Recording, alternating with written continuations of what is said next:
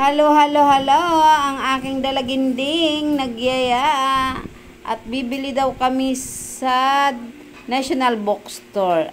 Diba? Ayaw niya ng mga nasa bahay. Ma-arty talaga, literal yan. At yan na nga, nagsasightseeing siya dyan. Tingin-tingin lang daw siya. Para daw siyang naaaliw sa dami ng nakikita niyang nakain doon sa food court ng SM Dine. Namataan ang Pizza Hut at biglang nagugutom daw siya. Ano ba naman aring batang are? Sa tuwit-tuwina na lang na magyaya ay kung anong bibilin sa National Bookstore, laging gutom. Kaya ayan mga kananay, pagbigyan ng hindi maligalig. At ito nga't nag-ikot-ikot na kami. Sabi ko sa kanya, dito na lang kami kumain sa may kinainan namin ng Greenwich at wag daw doon. Ayaw niya. Kaya kami napadpad. Ayan. Inano ko sa kanya yung mga ganyang ayaw niya dyan. Maghahanap daw kami ng aming makakainan. At iyan na nga, nagpunta kami dyan. Hindi ko naman bet ang pagkain. Sorry po. Kaya napunta kami dito sa Showcase at magkatabing landas lang itong dalawang ito.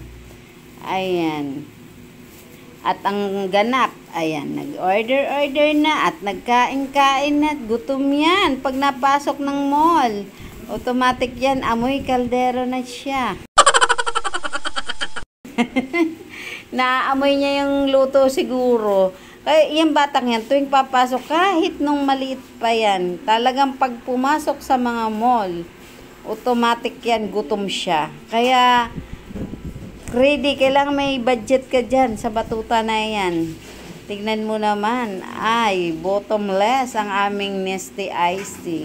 Nestea Iced Tea. Iced Tea namin. Kaya, ayan, isang pitsil baga. Ang daming in-order ng aling maliit na yan. At hindi nga maliit.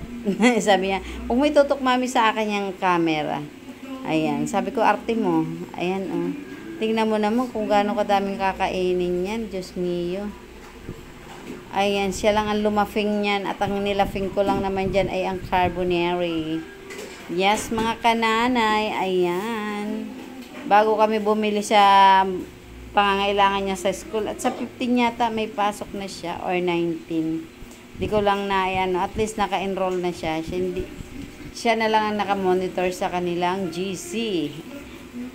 Kaya, ayan mga kananay, sarap na sarap naman ang batutang ayan. Kahit yan, hindi na maghahapunan yan. At alas 13:30 na rin naman yan. Saka yan nagyaya papuntang National Bookstore. Sabi ko nga sa kanya, mamili muna tayo para pagkain sabay uwi. Mamaya na daw mamili ng kanyang gamit at gutom daw siya. Wala daw siyang lunch. Magastos talaga yung batuta na yan. Ayan na nga. Ayan. Pumasok na kami dito.